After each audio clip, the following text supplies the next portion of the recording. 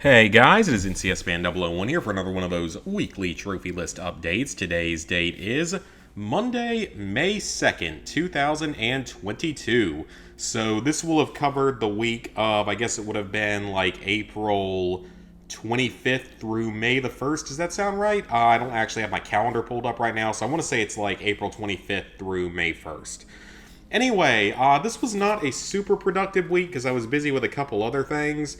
I've been helping with my boosting group. They've needed another person to basically just be, AFKing in some games. And that's actually going to continue into this week, but hopefully only through this week for now, because then I think some of them are taking a bit of a break from boosting. So, as for actual trophy progress this week, it was made on two separate games. I also spent a lot of time on Horizon Forbidden West, pretty much doing all the other stuff that I could. I'm at like 96% completion. I think the only things left in the game would be like trying to discover every single location on the map. And let's see, I did all the collectibles, I did all the arena challenges, all the hunting grounds. So yeah, I think just discovering all the locations and winning all the machine strikes, I think was really all that was left. And then fully upgrading a bunch more pieces of gear, I guess. So, made a lot of good progress on that. I'm just making sure that I'm going to be ready for the inevitable DLC that will eventually release, because we know for sure that there's probably going to be a story-related DLC, unless they just decide to jump straight into Horizon 3 in like a couple years or something, which I don't really see being super likely to come out that quickly, but you never know.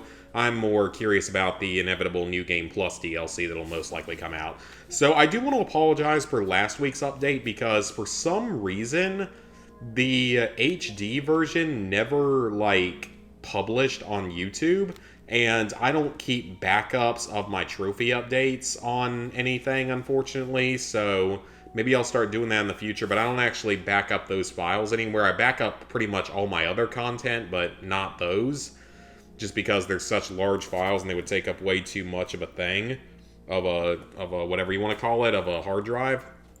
So Unfortunately, I think it was because maybe I clicked off of it too early and then, deleted the original file for it or something. I think that's what happened. So I will not make that mistake again, since I'm pretty sure I know what happened. So I will give you guys a brief overview of what we did over 2 weeks ago. So during that time period, I did Overcooked All You Can Eat. Once again, this is the easiest Overcooked game by far. You get 3 trophies just for beating the game here that are all gold. You have to finish the Peckish Rises DLC campaign. There's like 7 levels in that. All the first levels of Worlds, which, as I've talked about before, might actually be bugged in a good way. You have just most of the trophies in this game are honestly very easy, because you can do a lot of them in assist mode. You can't do all of them though. So I would just recommend playing in classic mode, because really you don't even have to get 3 stars on levels. You just have to pretty much 1 star every level. And there's one trophy that requires you to get 3 stars, but you can do it on the first level of Overcooked 1. So it's not difficult at all. And then, like I've said before, the arcade and the versus trophy actually popped at the same time for me. Maybe it's because I did versus first, but I don't really know what it was. But there are a lot of multiplayer trophies in this game, so you are going to either need 2 controllers, because you can split 2 controllers to make 4 players, or you're going to need multiple people online that have, PlayStation Plus and can actually play stuff online. But otherwise, the game is very easy. It shouldn't really give you any trouble. You can do it in, 10 to 15 hours maximum. It's a quick, easy platinum trophy, and it's a lot of fun to play. Highly recommended. I love this franchise. I can't wait for them to make another game, whether it's, an Overcooked 3, or maybe even something entirely new, but still with the same chaotic partiness to it. The other game I finished was, of course, Horizon Forbidden West. So you have to reach level 50, which is easy if you're doing a bunch of the side stuff, but you don't actually have to do a lot of the side stuff. You only have to do like 50 to 60% completion of this game in order to get the platinum, which is really not that much at all. You get a bunch of story-related trophies here just for, completing the 17 main story missions, some of which are quite long. Then you have 5 trophies related to, or is it 1, 2, 3, 4, 5? Yeah, it's 5 side quest related trophies. Some of them are singular side quests, some of them are multi-parters or require multiple side quests to be completed. But these are the only side quests you actually have to finish, and there's a lot more than this in the game, so you don't have to do anywhere near all of them. You have to override all 6 tall necks. One of them is going to be story related. One of them, I want to say, might actually be inside of a cauldron, and then the other 4 are just found around the world. They're a little bit harder to climb in this game than they were in the original. They're a little bit more puzzly, but there's also fewer of them, I'm pretty sure. You have to complete the key objectives in all of the rebel camps, of which there are 6. These are the larger rebel encampments that have more enemies and maybe a couple of side objectives, but nothing too difficult there. Once you manage to find them, you can always look up a guide as to where they actually are on the map. You have to override all of the cores, of which there are 4 outside of the 2 that are in the story. So this trophy is for getting the 4 that are outside of the story. I don't really like the cores. I find them to be kind of annoying, but thankfully there's only 4 of them. Obtain the minimum ranking at every trial at every hunting ground, of which there are 12 total trials. Getting the bottom ranking of it, so the quarter stripe mark, is super, super easy, but getting the maximum stripe mark or whatever it's called can be a little bit tricky at 1 or 2 of the trials. Most of them are easy though, because remember, I did everything in the game, at least for the platinum, on the easy difficulty. I didn't do it on story. I did some of my cleanup on story though, just because it made getting certain items easier. Kill 1 of every type of machine, ride 3 specific machines, encounter and focus scan every type of machine. With this one, you do want to be a little bit careful. It's no longer missable because the Spectre Prime and I believe the regular Spectre both go into your notebook once you fight them, or you can scan their dead bodies or something. But there's also another machine called the Corruptor that only appears in one of the late story missions and in the final waves of the arena. So if you miss it on the story, then you're going to have to play through a bunch of the arena to get it. The glide is easy. The quest with flying mounts is pretty easy, because I've done all of the side quests and errands and stuff. Oh, that's one other thing I haven't done. I haven't done the last gauntlet race, because I think there's 4 total, and I've done 3 of them, but you only have to finish 2 to get the trophy. The salvage contracts are fairly easy. They're just a series of side missions, but I ended up doing all of them. You have to clear out 4 rebel outposts of there's maybe 16 of them. They're basically just smaller versions of rebel camps that are easier. There are either 8 or 9 relic ruins, but you only have to get 3. You have to complete 1 of the 5 arena challenge sets. You have to defeat 2 of the probably 20 plus machine strike players out in the world, so you can beat the easy level ones. 1 weapon from each class is basically unmissable. The elemental states is unmissable. The 3 unlockable melee combos is unmissable while going for the melee pits. The stealth kills are basically unmissable, as are the detaching components. The 5 heavy weapons is pretty tough to miss. You're going to get plenty of opportunities. Unlock and use the overrides might take a little bit longer, because I don't always override that much, because you kind of have to sneak up to the enemy and override it. But still fairly easy. The melee pits were a little bit annoying. A couple of the later ones were actually rather annoying, just because I feel like the controls for some of the combos don't always work quite right, but actually defeating the Enduring really wasn't that hard. That's the final boss of this. Then upgrade a Valor Surge by putting in, I think it's 8 skill points into it. Fully upgrade 3 weapons is very easy, as well as outfits. You just need some materials for it. Upgrade each type of pouch at least once is pretty easy. They just require some simple materials, usually more animals and such, and you can actually create jobs in this game for the items like this, which actually does help a lot with finding them. You have to enhance a weapon with 2 coils, which is fairly easy once you get 2 coil slots unlocked on a weapon. The weapon's techniques should be pretty much unmissable as you purchase skills. I technically haven't finished all the skill trees either. There's still maybe 4 or 5 skills left I have to finish purchasing. So you have to learn all the skills on one tree, which is fairly easy. You want to do it for the melee tree. Recover 1 of each of these types of collectibles, which is pretty easy. There's another type of collectible. It's called, well, not really called anything. It's the God of War totems that unlocks a special God of War face paint. They're not actually required for trophies, but I'd recommend getting them because there's only 3 of them, and they're pretty easy to get to if you just follow a guide. Then you just have to dye something using the flowers.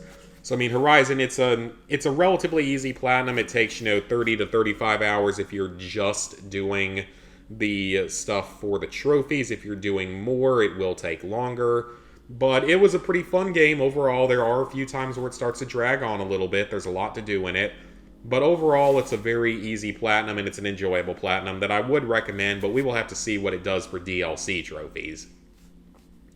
So the only platinum I got in this past week was Ghost Files Memory of a Crime. It has been a while since I have done an Artifacts Monday game. In fact, I'm going to scroll through and see the last one I did. Okay, I haven't done an Artifacts Monday game since last October. Dang, so I haven't done one in like 6 months? Really? That feels surprising. I feel like I had played one since then, but I guess I didn't. But I mean, I like the Artifacts Monday games because they definitely required some effort to make, and they require at least some effort to platinum. They remind me a little bit of like easy platinums from the PS3 era, where you still had to have a little bit of skill or at least be able to follow a guide to get through them, and they actually took more than 5 minutes to get. So, for this Platinum Trophy, this is one of the Artifacts Money games that has a few more trophies than others. Some of them only have like 13 or 14 trophies, and some of them have, 20 to 30 trophies. So for this one, you have your first 3 trophies here, I believe are all story related. And I did like this game, though a couple of the mini games were a little bit tricky this time around. Like there's one that's randomized every time that requires you to spin certain things in a certain way. It's unfortunately randomized. Most of them are not, which is good, and most of the puzzles are still easy, but a few of them are more randomized and a little bit trickier this time around, but still nothing too difficult. As always, I would recommend following a guide to get through these games more quickly. PlayStationTrophies.org does have a text walkthrough for this game, as it does for most of the Artifacts Money games, so I would recommend following that. There might also be video guides.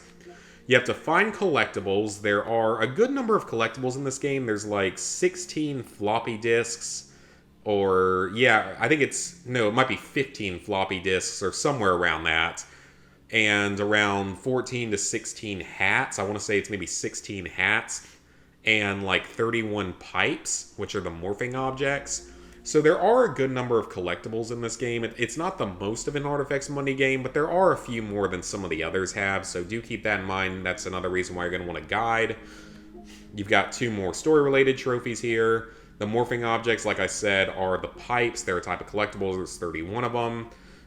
These next 3 trophies are also story-related, so this game does have a lot of story-related trophies. And these games are fairly short, by the way. If you follow a guide, you can do them in about 3 hours usually, so nothing too bad there. Then you have to do your hidden object puzzle trophy, so you have to finish 3 of them without a hint. But once you've gotten this trophy, you are actually more than welcome to use hints on all the remaining hidden object puzzles, which is very helpful. You have to finish one without a mistake, which is pretty easy because you can always just use hints to solve every single item in it. Though there are a few that are like midway through the game that only have a handful of objects in them that are fairly easy to do this on. You have to complete one without a hint, which we already mentioned that. You have to find 3 objects in 3 seconds, which you can do by just spam clicking on the screen because you can play this game on casual. You have to complete a puzzle in less than a minute, which is super easy. That shouldn't be a problem. The Lost Memory, I can't remember if this is story-related or if this is collectible-related. I think this is story-related, but I guess it's not, because that's a weird trophy percentage. One of them is more common than the other one, so I guess that's one of those is story and maybe the other one isn't. Maybe one of them is a collectible-based or something, or a specific decision, though I don't remember there being any specific decisions. Then you have to finish all the mini-games without skipping and complete one in less than a minute, which should come naturally. Again, a couple of the mini-games are a little bit trickier this time around because they are more randomized, but for the most part, they're still not going to give you too much trouble as long as you follow a guide. Just like many of the more modern Artifacts Money games, you do not have to play the bonus chapter, and you do not have to play on expert, so you can play on casual, which is going to make your playthrough go quite a bit faster. And finally, we have LEGO Star Wars The Skywalker Saga. I finally got back into playing this, enjoying it a lot. It is a very fun game, because apparently a lot of the bugs and stuff have been worked out. I've only run into one so far when I went into orbit around a planet and nothing would spawn and it wouldn't let me warp away from it. That's the only time something's happened so far where I had to close the game out. So you have a bunch of story-related trophies here. So far, I've completed episodes 1 and 2. I'm about halfway through episode 3 as well. I'm playing them all in order. Then you have to complete all of the events on every planet, which is pretty time-consuming. There's a lot of stuff to do in this game. I mean, it is, a 70 to 80-hour platinum. So there is a lot to do in the game, even though it's not, particularly difficult. You have to achieve True Jedi on any level and in all levels. This is pretty typical for a LEGO game. There are multipliers in this game, so once you get them, these are super easy. And I found that a lot of them are fairly easy to hit naturally because there are quite a few studs on a lot of these levels if you just go around and break stuff. You have to complete all of the level challenges, of which each level seems to have 3. This isn't particularly hard for the most part. I want to say, I'm sure that there's going to be a few that are trickier, but for the most part, I haven't had too much trouble with this. It's just that I don't know what the challenges are when going into the level, so I'm not really focusing on them. And you probably need specific characters to do some of them anyway.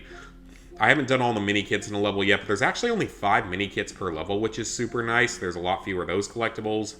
But there are also something like 1,166 Kyber bricks, so those are like the replacement for gold bricks. And that is quite a few. There's also over 300 characters, which is a lot. What else have I done so far that was new? Anything else? Oh, so I made some progress on that. I shot a few helmets off. You have to achieve a combat multiplier score of 30. I'm sure there's plenty of places to do this. I just got it naturally, so it's pretty easy to get. And then you have to complete a flight level without dying. This one I got on the flight level off of Geonosis when you're Obi-Wan chasing after Jango Fett. I got it there without really even trying and without even knowing it was a trophy, so it's not too difficult. So like I said, really liking the game so far. Definitely can't wait to continue playing more of it. It's a lot of fun. As long as it doesn't run into any, major game-breaking bugs or anything, then we will be good to go. But definitely enjoyable. Probably will not do the PS4 version just because it is such a time-consuming game, because I will have already played the superior PS5 version. So it wouldn't really make sense to go play the older version afterward if it's that long. So, level 775, 66%, 23,058 total trophies, 607 platinums, 3,777 golds, 6,139 silvers, 12,535 bronzes. So, plans for the upcoming week. I'm going to continue working on LEGO Star Wars The Skywalker Saga for sure. I don't know if I have much more to do in Horizon or if I'm going to log back into it to do anything at this point, because I feel like I've done virtually everything I can do in it. I mean, yeah, I could do a few more machine strikes, and I could do the last gauntlet run. Maybe I will go do those, but that's really about it.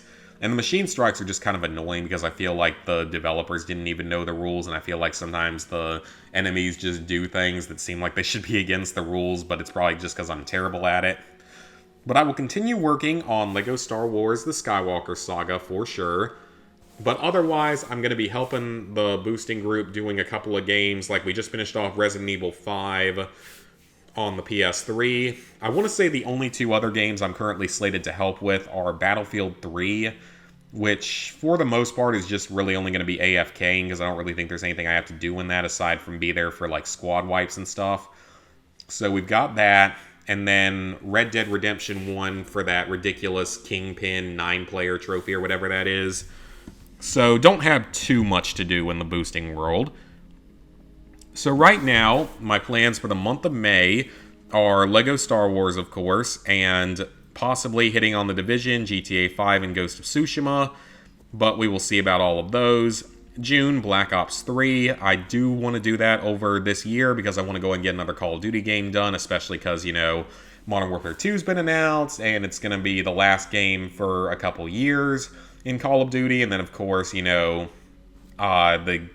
games are being, or Activision or whoever is being bought by Microsoft, even though I still think that Call of Duty, we doubt that Call of Duty will end up becoming an exclusive because they lose out on so much money. It's a little bit different from something like Bethesda, where they might still be able to recuperate it.